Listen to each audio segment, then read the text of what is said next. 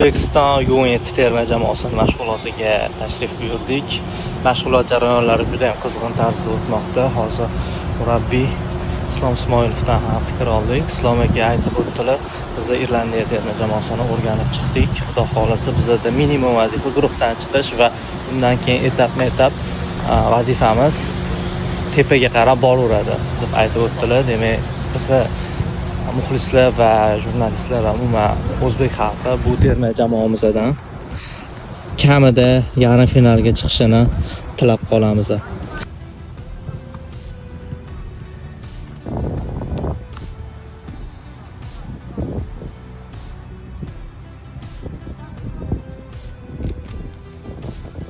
O'yinga keladigan bo'lsak, kecha ham aytib o'tdim. Og'ir o'yin bo'ldi. Oldinda ma'lum edi, sababi Paragvay o'sha Lotin Amerikasini, nafaqat Lotin Amerikasini, balki o'sha dunyoda o'z o'rniga jamoalardan biri hisoblanadi. Uchrashuvdan oldin o'ylagan hamma rejalarimiz amalga oshdi. To'g'ri, katta bir kamchiliklar bor, lekin bu narsa birinchi o'yinda hayajon bilan bog'liq.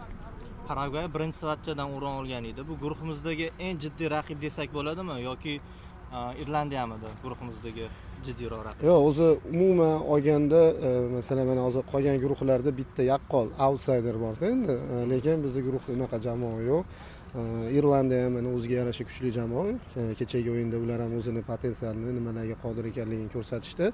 Bu yana shu bilan birgalikda Panamani ham hali hisobdan chiqarmaslik kerak.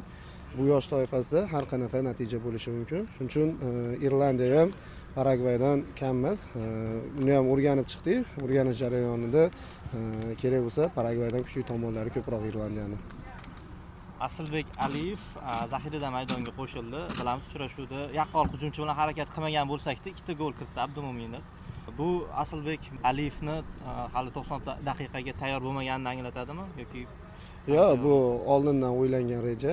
Asilbek Aliyev bizda doimiy ravishda o'sha zaxirada maydonga tushib, o'yinni kuchaytirish uchun doimiy ravishda shu ishni amalga oshiramiz. Bu turnirdagi O'zbekistonning minimum vazifasi nima? Endi turnirda har bitta jamoa o'zini oldiga yuqori maqsad qo'yadi. Hozirgi holatda birinchi vazifamiz guruhdan chiqish.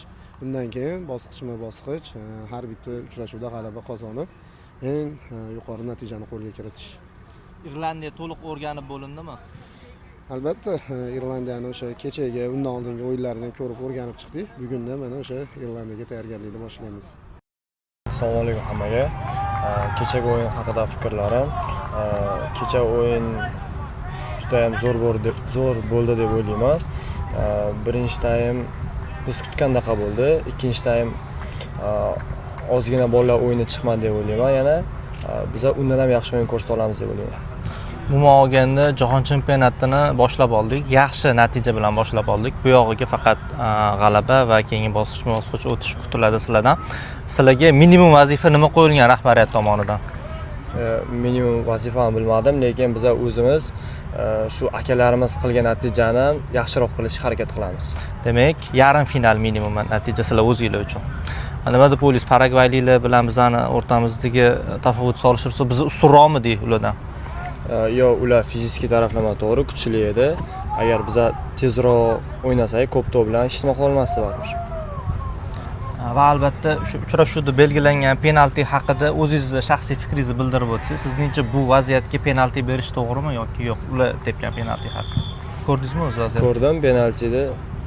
Aniq penalti deb ayta olmayman, lekin ellik vaziyat edi. Va Irlandiyaga qarshi tayyorgarlik boshlandi. Umuman jamoani qanaqa o'rganib chiqdinglar? Jamoani endi o'rganib boshladik. Irlandiya ham yaxshi jamoa ekan. Xudo xolasa ularni ham yutib 6 ochko olishga harakat qilamiz. Kechagi uchrashuv Paragvay bilan qarshi o'tdi. 2-1 hisobda g'alaba qozondik.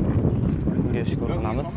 Kechagi o'yinda biz trenerlarni aytgan hamma ustanobkasini bajarganimizni yutdik deb hisoblayman. O'yinda disiplinani saqladik, o'shanga g'alaba qozondik deb o'ylayman. Umuman jahon chempionati qanaqa o'tmoqda? Shu haqida to'xtalamiz. Jahon chempionati atmosferasi juda ham zo'r o'tyapti. Birinchi galda Qatarga alohida rahmat aytishimiz kerak. Kutib olishlar, yotgan turar joyimiz, otellarimiz juda ham zo'r, ovqatli. Hech qanaqa kamchilik yo'q, hammasi zo'r. Va Irlandiyaga qarshi tayyorgarlik jarayoni qanaqa ketmoqda? Irlandiyani 2-3 marta o'rganib chiqdik, taktik teoriya xonamizda. Ular jismonan juda ham baquvvat komanda. Taktik juda ham kuchli. Shunga qarshi trenerlar yangi o'yin uslubini qo'llab ko'ramiz.